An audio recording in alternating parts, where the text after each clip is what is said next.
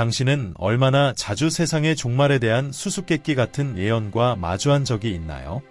2000년대 초부터 지금까지 우리는 여러 종말론적 예측에 직면해왔습니다. 밀레니엄 버그, 2012년 12월 마야 달력에 따른 세계의 종말, 그리고 노스트라다무스가 예언한 2015년의 가능성 있는 전 지구적 재앙까지.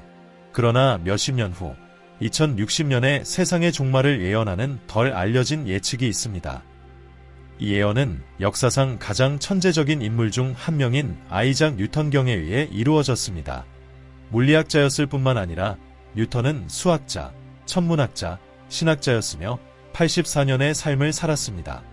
이러한 광범위한 지식을 바탕으로 그는 2060년에 세상이 끝나고 그 해에 지구가 다시 하나님의 왕국이 될 것이라는 결론에 도달했습니다.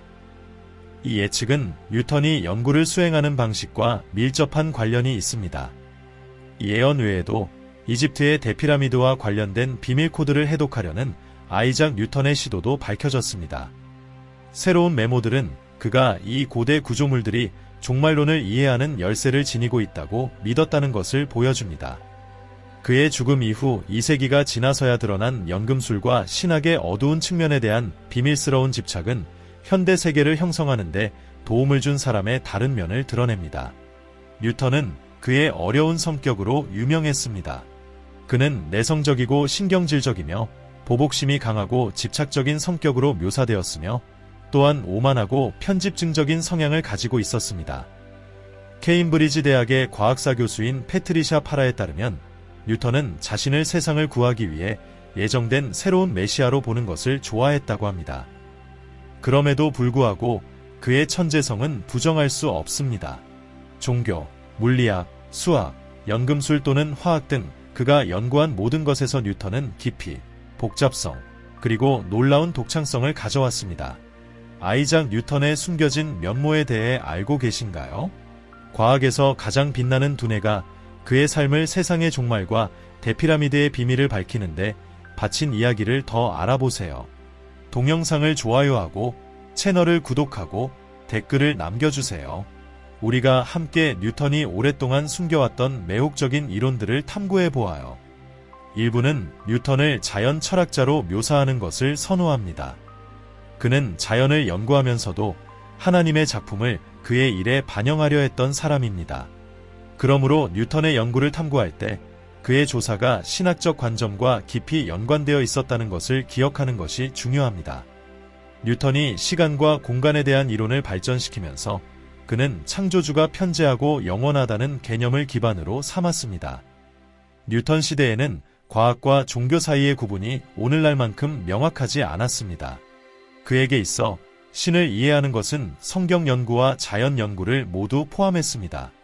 비록 이 두 접근법이 다르다는 것을 알았지만 그는 둘 다 같은 전체의 보완적인 부분이라고 믿었습니다.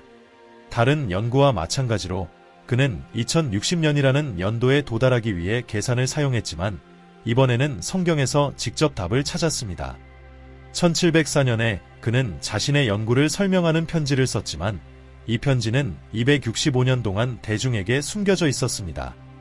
이 문서가 어떤 경로를 거쳤는지는 정확히 알려지지 않았지만 1969년 히브리 대학으로 옮겨진 후 학자들에 의해 분석되기 시작했습니다. 뉴턴의 메모는 그가 성경의 신비를 해독하려 했음을 드러냈으며 성경이 우주를 지배하는 신성한 법칙을 담고 있다고 믿었습니다.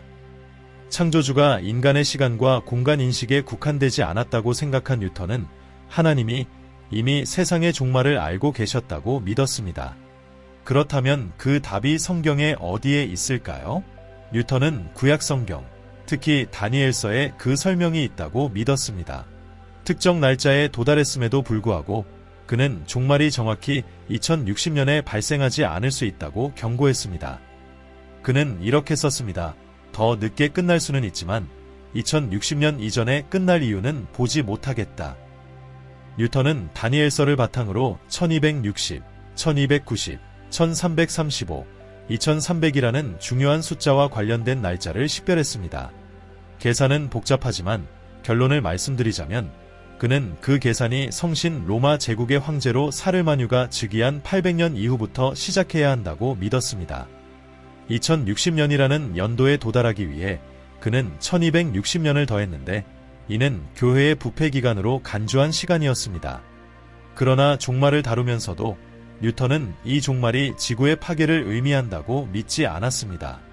부패한 교회의 몰락 직후 그리스도가 돌아와 1000년 동안 그의 왕국을 세우고 그동안 유대인들이 이스라엘로 돌아오며 하나님의 아들이 번영하고 영원한 왕국을 조직할 것이라고 생각했습니다. 뉴턴에게 있어서 그리스도는 예기치 않게 밤에 도둑처럼 올 것이며 아무도 하나님이 선택하신 그 순간이나 시대를 예측할 수 없을 것이라고 믿었습니다. 하지만 그는 또한 그리스도의 재림 이전에 세계가 일련의 갈등과 재앙에 직면할 가능성이 크다고 믿었으며 이는 유명한 아마겟돈 전투로 절정에 이를 것이라고 생각했습니다. 이러한 사건들은 지구와 인류를 평화의 시대로 이끌어 국가들이 더 이상 전쟁을 알지 못하고 무기들이 농기구로 변하게 할 것이라고 믿었습니다. 이제 이전에 공개된 적 없는 이 메모들이 뉴턴이 성경에서 숨겨진 암호를 해독하고 종말의 순간을 예측하려 했던 시도를 보여주는 이 문서들이 소더비 경매에 출품되었습니다. 뉴턴이 미래를 해독하는 비밀을 담고 있다고 믿었던 이집트 피라미드에 대한 내용이 담긴 3장의 문서는 수십만 파운드에 팔릴 것으로 예상됩니다. 이 문서들은 정말로 매혹적입니다. 왜냐하면 뉴턴이 피라미드의 신비를 풀어내려고 했던 시도를 보여주기 때문입니다. 라고 소더비의 필사본 전문가 가브리엘 히튼이 설명했습니다. 뉴턴과 고대의 이 웅장한 기념물들, 수천 년 동안 사람들을 매혹해온 피라미드들이 결합된 것은 놀라운 일입니다. 이 문서들은 뉴턴이 조사하고 있었던 가장 깊은 문제의 핵심으로 우리를 직접 안내합니다. 라고 덧붙였습니다. 뉴턴은 이 측정을 해독함으로써 지구의 둘레를 계산할 수 있을 것이며 이는 그를 다른 발견으로 이끌고 솔로몬 성전의 건축과 차원, 종말의 배경을 이해하고 성경에 숨겨진 의미를 해석할 수 있게 할 것이라고 상상했습니다. 중력 이론에 대한 증거를 찾는 것 외에도 뉴턴은 고대 이집트인들이 시간이 지나면서 잃어버린 연금술 지식을 가지고 있었다고 믿었습니다. 오늘날에는 이러한 연구 분야들이 분리된 것처럼 보이지만 17세기에는 뉴턴에게 그렇지 않았습니다. 그는 삼위일체 교리를 거부하는 등의 이단적인 종교적 신념과 연금술에 대한 그의 매혹을 비밀로 유지했는데 이는 그의 신앙이 그의 과학적 작업을 신뢰하지 않게 만들까 두려워했기 때문이 아니라 그러한 비전통적인 견해들이 그의 경력을 해칠 수 있다고 생각했기 때문입니다.